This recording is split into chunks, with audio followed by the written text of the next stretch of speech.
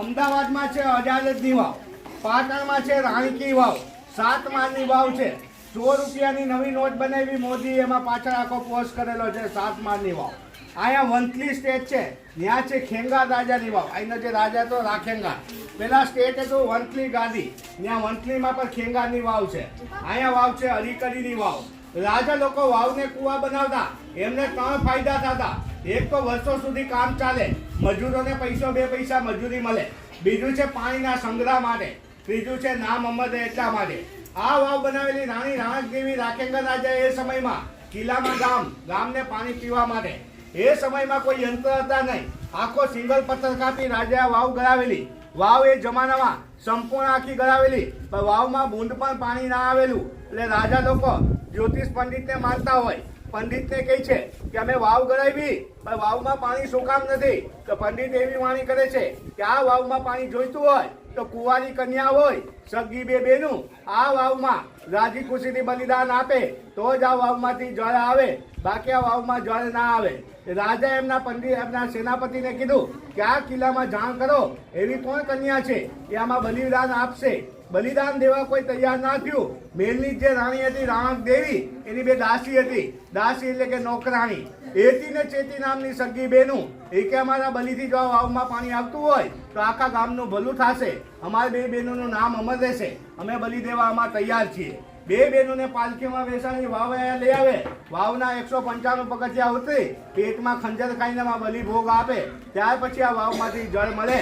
2 બહેનોના નામ ઉપરથી આ જ વાવનું નામ આપેલું છે. રાજા સમયમાં એતી ચેતીની વાવ, ઓરિજિનલ નામ એ છે. બાદમાં આનું નામ બદલી નામ આપ્યું છે અડી ને કડી. હાલમાંનું નામ છે હરિકડીની વાવ. એ સમયમાં બૈરાવ લોકો માથા ઉપર હેલ, કાખમાં બાળક, આ વાવના પગથિયા ઉતરી પીવાનું પાણી ભરીને આવતા.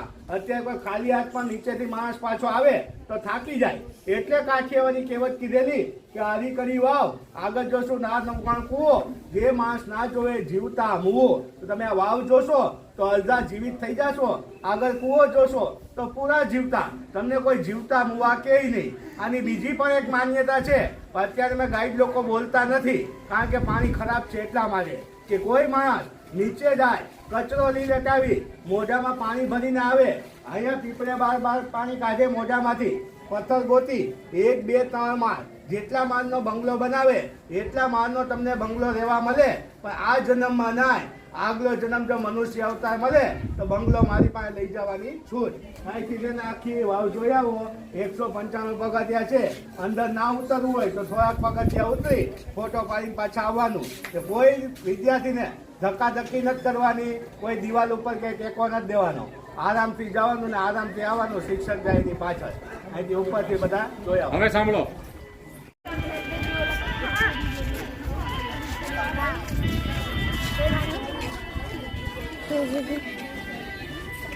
ભાઈ પાછળ હો, કોઈ આગળ નહીં જાય.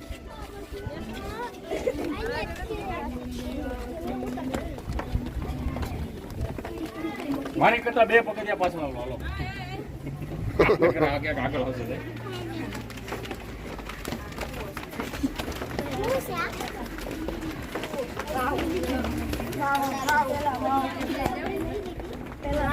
ભાઈ પાછળ કીધું દોસ્ત, હાલ પાછળ જા.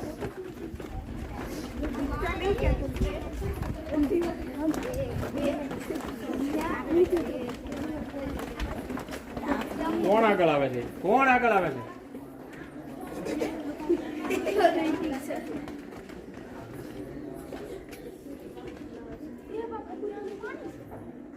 પાણી તો હોય ને.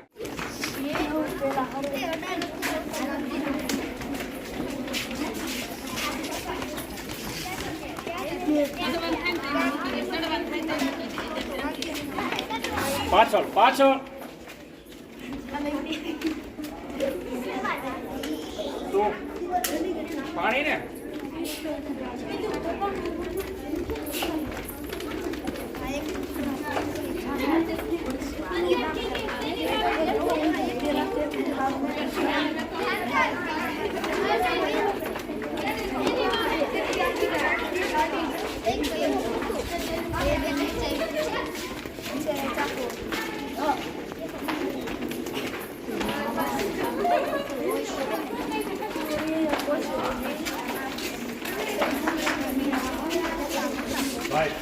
પાછળ હું એટલે જ ધીરે હાલું છું, તમારે કઈ સ્પીડ ન આવી જોઈએ.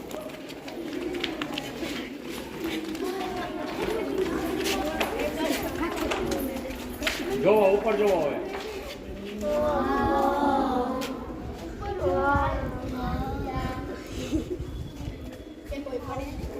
ના પડે નહીં આયા હો. પડે તો વધે નહીં.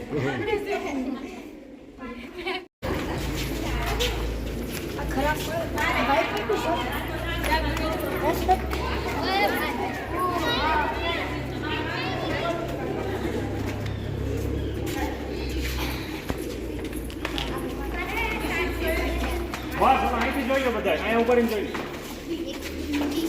હવે નીચે નહીં જાઓ.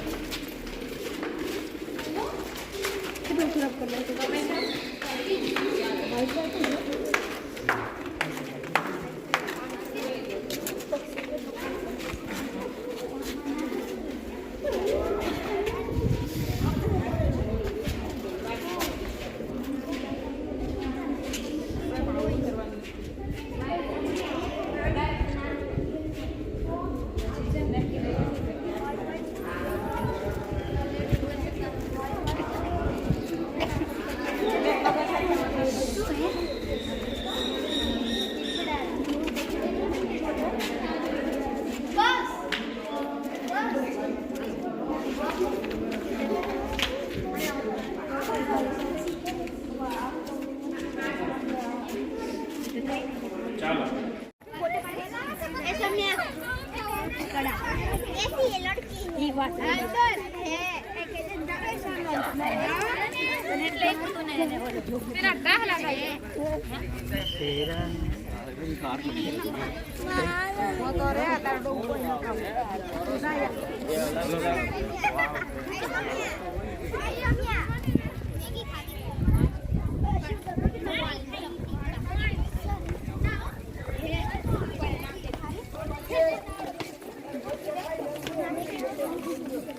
આ બાજુ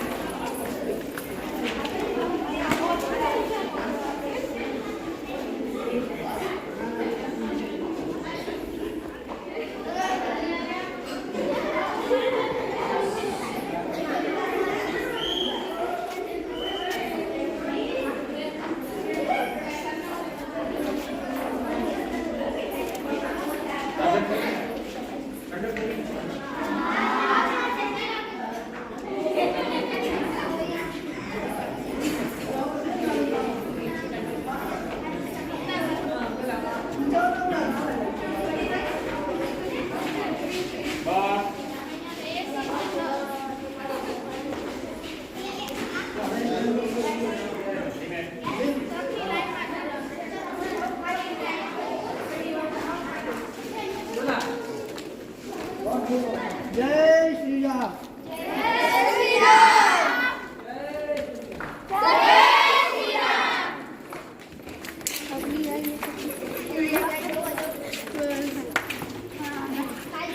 ત્યાંથી આગા રહેજો. એ આગા હો, ત્યાં શોટ આવે છે આગળ ભાઈ. બસ ત્યાં જવું છે, ત્યાં આ બધું